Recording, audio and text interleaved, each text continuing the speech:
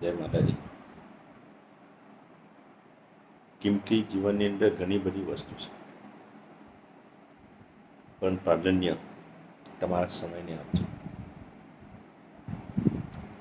ગાડી પણ એક કિંમતી છે, પૈસો કમાવા પણ એક કિંમતી છે, પ્રોપર્ટી વસાવી એક પણ કિંમતી છે, પણ અતિ કિંમતી તમારા સમય. આજ જે તમને તક મળી એ આવતીકાલે તમને નહીં મળે. આજનું જે સવાર તમે જોયું છે આવતીકાલે એ સવાર નહીં રહે. આજે જે હું અંધકારની અંદર જે ફરતો રહેલો છું, ઘૂમતો રહેલો છું, એની અંદર મારે શું કરવું છે એ કિંમતી સમય આજે છે. આવતીકાલે સમય ક્યારે વીતી જશે કોઈને ખબર નહીં. એટલે જ ભગવાને કીધું છે કામ કરતો હતા, હાથ મારતો હતા, મદદ તૈયાર છે.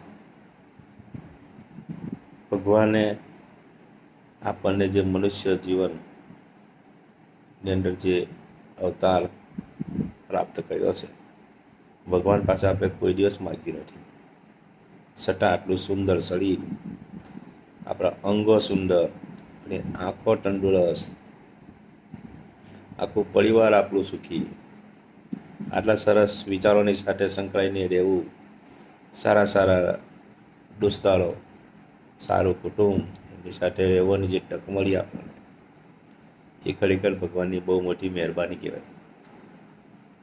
બાકી તમે જોજો, ઘણા લોકો એવા કુટુંબોની સાથે સંકળાયેલા છે કે એમને જીવવું હરામ થઈ જાય. આજુબાજુના પડોશી લોકો પણ એવા, ઘણા લોકોને એવા મળ્યા છે કે ઘર છોડીને ભાગી જવું પડતું હોય છે. ઘણા વખત સમય આપણને બીજાની સાથે સેટ થતા આવડવું જોઈએ, અને એ ક્યારે?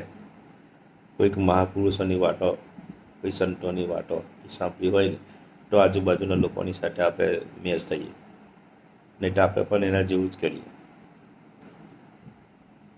એટલે સૌથી સારામાં સારો મિત્ર એક ખેતર પડોશી ને એક ઘર પડોશી. આ બેની સાથે કોઈ દિવસ જિંદગીની અંદર સંબંધ નહીં બગાડવા. ઘણી વખત શું થાય છે, ઘર પડોશી સવારમાં ઉઠે ને તો બહેનોની અંદર શું છે, કચરો આ બાજુનો છે ને એ બાજુ ધકેલી આવે, પણ પડોશીની સાથે કોઈ દિવસ સંબંધ નહીં બગાડવા. એમને ઉઠીને એમની આંગણાનો પણ કચરો જો આપણે વાળ લઈએ ને તો એકાદ દિવસ એને જીવનની અંદર કંઈક ફીલ થશે. ભલે આપણા માટે ગમે તે કંઈ બોલતા હોય, યાદ રાખી મૂકવાનું. અને જે આપણી દુશ્મનાટ જે વધારે વ્યક્તિ કરતો હોય ને, આપણી સાથે અબોલા જે રાખતો હોય ને, એની સાથે મિત્રો પ્રેમ રાખજો ને પ્રેમથી બોલાવજો. તમને કદાચ કોઈ એવું લાગે ને કે આ મારી સાથે થોડું ક્રોસમાં વાતો કર્યા કરે, એની સાથે દોસ્તી કરજો. એકાદ સમય એવો આવશે એ તમને પરિવર્તન લાવશે નહીં. એવું ક્યારેય નહીં વિચારતા કે આ મારો દુશ્મન છે. આપણો દુશ્મન કોઈ છે નથી, પણ આપણા વિચારો આપણી દુશ્મન નથી.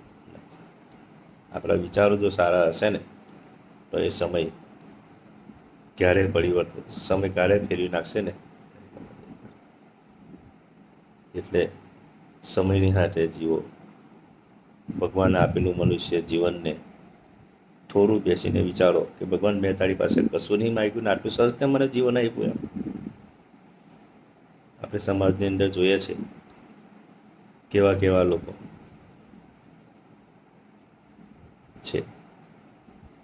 એટલે આજે 29/11/2024ની સવાર એ મારા માટે શુભ સવાર.